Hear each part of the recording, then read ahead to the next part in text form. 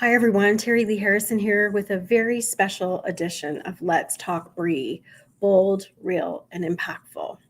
I know I'm not the only one with a story that starts off with, have you ever been told you were dying soon? If we were to poll the people on the planet, I bet there's numerous people who could raise their hand and say, yes, yes, that happened to me. Today, this week, is the anniversary of 7 years ago of the day that doctors told me that I was dying soon. And I like every year on the anniversary day, the anniversary week, just to pause and celebrate these extra years that God has given me and to reflect on that time and how he played out in my story. So if you will allow me, I'd love to take you back to May of 2018. My husband Terry and I were living in Singapore. We had been there about a year and a half, and I had gotten sick around the new year in 2018. I first thought my tummy troubles were starting because we had gone up to Malaysia and I had bought a detox tea, and it's the new year, and you think, hey, I'm going to do something for my health, right? So I bought this detox tea, and you know what? I just was sick and I never got better. Come to find out, I don't think it had anything to do with the detox tea. But over those first few months of 2018, I couldn't eat without several minutes in, an hour in, 2 hours in, looking like I was 4 to 5 months pregnant. I was dropping weight. When I would lay down at night to rest, to go to sleep, I would have this pain in my tummy, in my abdominal area, and I ended up even having medicine to help with all these things. And I was downing like ibuprofen, downing ibuprofen like there's no tomorrow. I want to tell you, if you're downing any type of painkiller like there's no tomorrow, you need to take that seriously. That's a sign that something's really wrong. I think as women in particular, we're tough.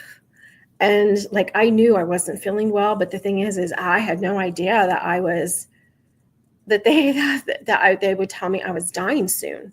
Like, no way. I had even in 2018 been blessed. We were in Singapore. My husband was the dean of the Sunset International Bible Institute, and we were there in conjunction with the Pastor Pangjang Church of Christ. Such wonderful people there at the church who were our friends and our support system in being there. And I can recall, like, I went to India twice. I was there in January, not feeling well, and at the end of, like, in April for Easter, not feeling well. But here I was, and the doctors were giving me this news. They said, you have a large mass on your liver, and it appears that it has completely blocked your portal vein. We have two main veins in our liver. And as they told us that morning in the hospital, my husband was grasping for straws. And they said, you have a clot in your like an abdominal vein. And as they started to say, even like they felt it was cancer, and even if they were to do chemo and radiation, they didn't think there'd be enough vein system left. And he's grasping, saying, well, if we start blood thinners, can that dissolve the clot? No. Like, everything he asked, it was no, no, no. And we went on a search, doing as many of you have, right? You get the news and then you do the testing. I am normally not a patient woman. Normally I cannot handle just waiting. If you have news for me, never say to me, hey, I have something I need to talk to you about and I'll tell you next Thursday. Don't do that, because I'm going to go crazy.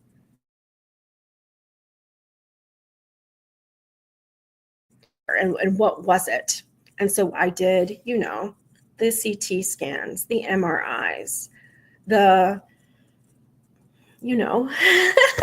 that's awesome. The biopsies, there we go. The biopsies. I never promised this would be a professional presentation in this moment. And every time we did something, it came back that they couldn't find cancer. And ultimately, I even had an endoscopy where I kept waking up and they kept giving me the max medicine.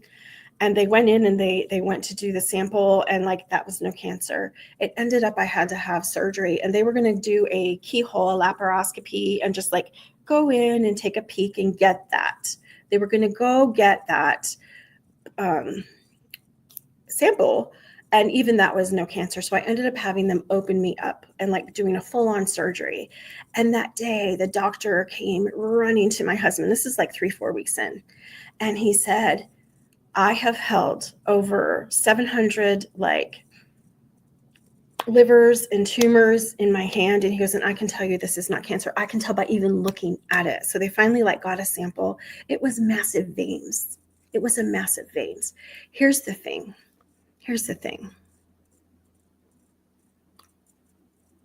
Over time, God allowed my body to heal itself. And I want to tell you why. I think why. My missions partner, buddies, one of my best friends in my life. I'm from Singapore. Her name is Grace, and she would not want to be called out right now. But Grace, we'd gone to India twice that year, and she came to the hospital to visit me the night they said I was dying soon. And she looked at me straight in the face and she says, I think that you need to pray and ask God for more time. And she says, just like King Hezekiah. And I was like, what? When you have a word that you feel you need to share with someone, I want to encourage you, don't hold back, share with them. If Grace wouldn't have shared with me, I don't know if I'd be here with you today. I don't know.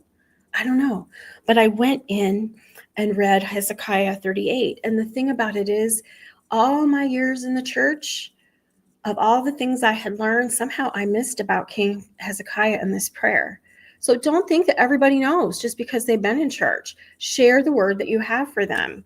So I just want to share with you quickly, Isaiah 38, it says, in those days Hezekiah became ill and was at the point of death. The prophet Isaiah, son of Amoz, went to him and said, this is what the Lord says, put your house in order because you are going to die. You will not recover. Hezekiah turned his face to the wall and prayed to the Lord.